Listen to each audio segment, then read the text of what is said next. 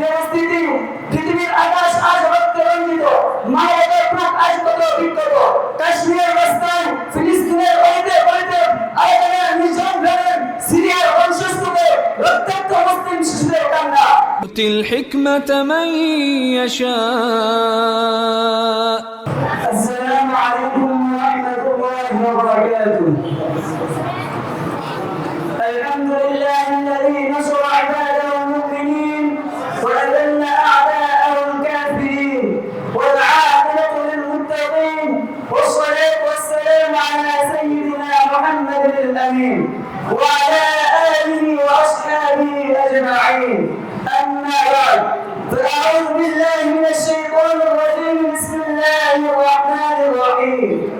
وما لكم لا تقاتلون في سبيل الله والمستضعفين من الرجال والنساء والولدان الذين يقولون ربنا أخرجنا من هذه القرية الظالم أهلها واجعل لنا من لدنك وليا واجعل لنا من لدنك نصيرا. وقال رسول الله صلى الله عليه وسلم: المسلم أخو المسلم لا يظلمه ولا يظلمه، أو كما قال عليه الصلاة والسلام.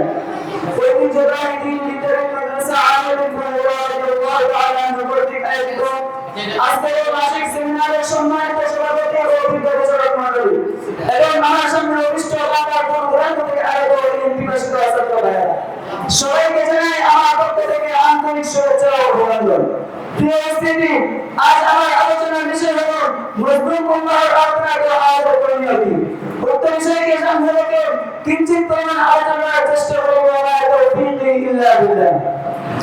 প্রিয় উপস্থিতি, পৃথিবীর আকাশ আজ রক্তে রঞ্জিত, মানবতার বুক আজ কত বিক্ষত। কাশ্মীরের রাস্তায়, ফিলিস্তিনের অলিতে গলিতে, আরাকানের নির্জন গ্রামের, সিরিয়ার বংশস্তূপে রক্তাক্ত মুসলিম শিশুদের কান্না। বিধবা মায়েদের আর্তনাদ, গৃহহারা বৃদ্ধদের হাহাকার আজ আকাশ বিদীর্ণ করছে।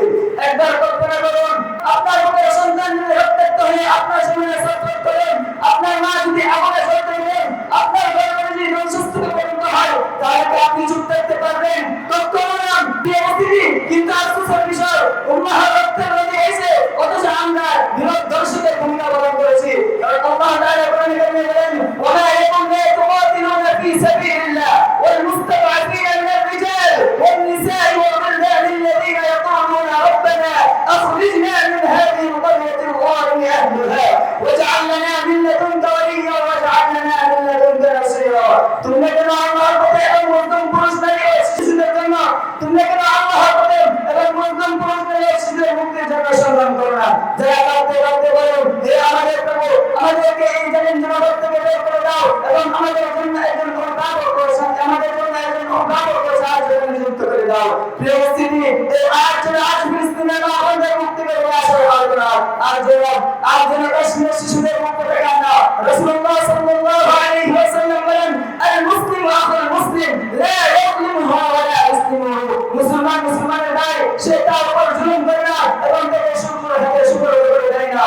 অন্য এক হাদিসে রাসূলুল্লাহ সাল্লাল্লাহু আলাইহি ওয়াসাল্লাম বলেন: মুমিনরা এক দেহের একটি অঙ্গ যদি উঠিত হয়, তাহলে সমগ্র প্রাণ নির্ধারণ হয়ে যায় এবং যারা আক্রান্ত হয়ে যায়। তাহলে প্রশ্ন হলো, আজ যদি ফিলিস্তিনের শিশুরা কাটে, কাশ্মীরের মা রক্তাক্ত হয়, আর এখানে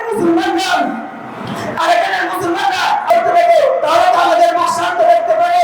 প্রিয় উপস্থিতি, আজ মুসলিম উম্মাহর সংখ্যা 150 কোটি